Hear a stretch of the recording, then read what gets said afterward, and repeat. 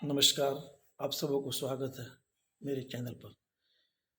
जैसा कि संपूर्ण देश जानता था, कल छठ व्रत थी और कल व्रत का तीसरा दिन था जो शाम का अर्घ दिया गया और आज चौथा दिन उगते सूरज को अर्घ देकर इस छठ व्रत का समापन कर दिया गया। एक तरफ संपूर्ण देश के लोग धूमधाम से छठ व्रत अपने मन्नतें, अपने सपने, अपने प्रार्थना, आरजू लेकर मनाया और उसकी समाप्ति कर दिया गया। तब तक किसी देश में सब कुछ बहुत खुशी खुशी बीत रही थी। ठीक कल की शाम गुजरात में एक जगह है मोरबी, जो मच्छू नदी के किनारे बसा है। वहाँ पर सैकड़ों लोगों की जान एक झूलता हुआ पुल के माध्यम से चला गया। यह उस वक्त की घटना है जब पूरा देश और पूरा विदेश डूबते हुए सूरज का अर्घ देकर छठ का तीसरा दिन जो उपवास में होकर संपन्न कर रहे थे, ठीक उसके तुरंत बाद लगभग 6 साढ़े 6 बजे की घटना है जिसमें सैकड़ों लोग की जान चली गई। यह अत्यंत दुख की बात है। हम कह सकते हैं कि जिस तरह पूरा देश धूमधाम से छठ का व्रत मनाया और इसके बाद कल शाम को यह न्यूज़ पूरे देश में समाचार पत्रों के माध्यम से, नेशनल टेलीविज़न के माध्यम से सुनने को मिला। आज पूरा देश मर्माहत है। मैं सभी शोक संतप्त परिवारों को संवेदना व्यक्त करता हूँ और ईश्वर से प्रार्थना करता हूँ कि हे प्रभु, आप उन्हें इतना जरूर सशक्त बनाएंगे, इतना जरूर मजबूत बनाएंगे ताकि इस हादसा को सामना कर सकें। कभी ऐसा भी घर हुआ जिसमें दर्जनों लोग काल के गाल में समा गए।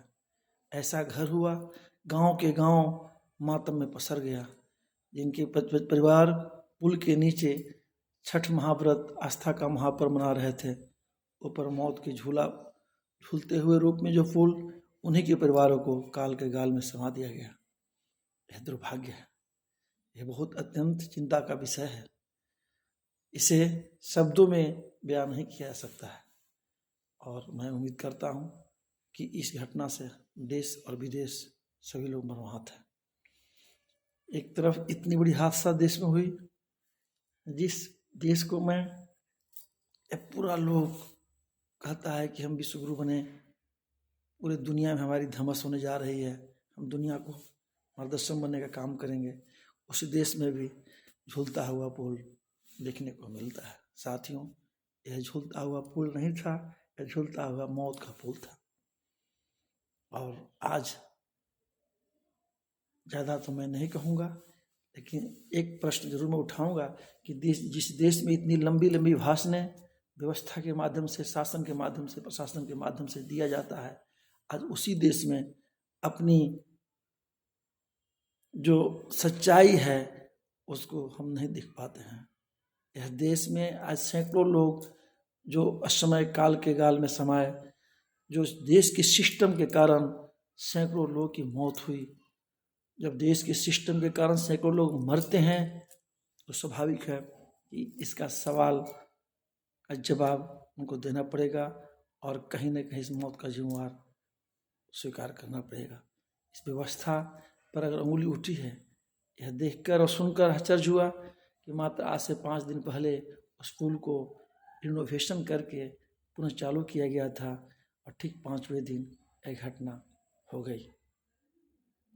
आप अनुमान कर सकते हैं, आपने उस पुल को इनोवेशन करके, एक नया अवतार करके पुल को चालू करने के लिए आपने हरी झंडी दिखाई, तो इस देश की जनता उस पुल पर चढ़कर पार करने की कोशिश कर रहे थे या आनंद ले रहे थे। सबसे बड़ी दुख की बात यह है तब कि जब कल संडे का दिन था, रविवार थी, छुट्टी की दिन थी और उसमें ज़्यादा से ज़्यादा काल कलवित बच्चे हुए हैं। वह बच्चे हमारे घर के तो है ही, हमारे परिवार के सदस्य तो है ही, लेकिन देश का वर्तमान भी थे, देश का भविष्य भी थे, देश का तारनहार भी थे, देश का कर्णधार भी थे। वो बच्चे न जाने आगे चलकर क्या होते। वो बच्चे हमारे देश को अपने नेतृत्व की क्षमता पर कहाँ ले जाते। यह अत्यंत दुख की बात है।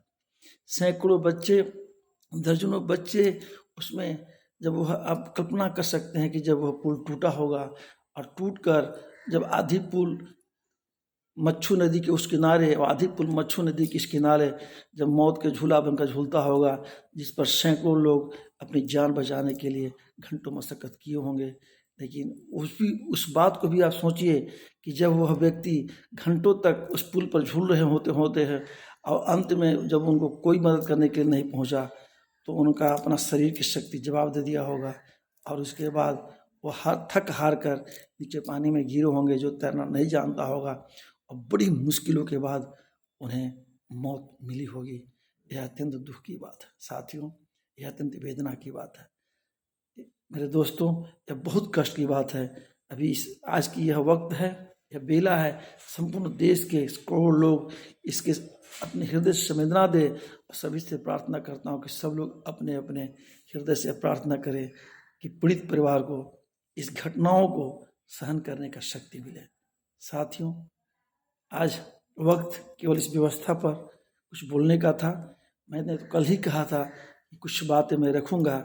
इसी बीच इस देश में हृदय विदारक घटना घट गई और मैं इस पर थोड़ा सा चर्चा करना चाहा। आज मैं चाहूँगा कि आज मेरी बात यहीं पर ख़त्म होगी और अपने अपने मन में यह अवश्य सोचेंगे कि इस देश में क्या हो रहा है, इस देश की व्यवस्था कहाँ जा रही है, इस देश किस दिशा की ओर जा रही है। जो शासन और प्रशासन के कारण सैकड़ों लोग, हम आम हिंदवासियों, हम हिंदुस्तानियों, उनके चलते अपने मौत को स्वीकारते हैं और इनके चलते दर्जनों सैकड़ों घर में आज हाहाकार पिपकार मची हुई है।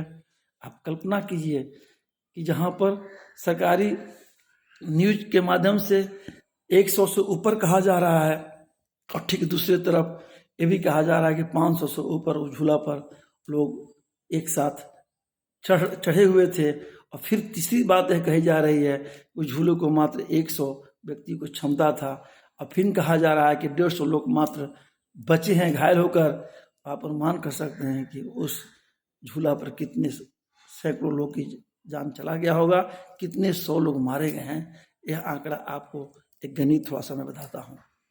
साथियों, यह दुख की बेला में मैं पुनः उस पीड़ित परिवार में उनकी जो सैकड़ों लोग असामयिक काल की गाल में समाये नदी में परेशान होकर मरे, बहुत बामुश्किल हालातों से उनकी मौत उनको ले गया अपने अपने जहाँ में।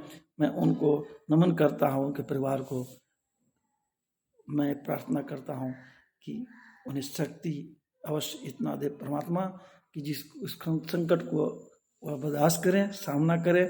और मैं हृदय से उन्हें संवेदना व्यक्त करता हूँ। आज इतना ही। बहुत बहुत धन्यवाद आप सबको। नमस्कार।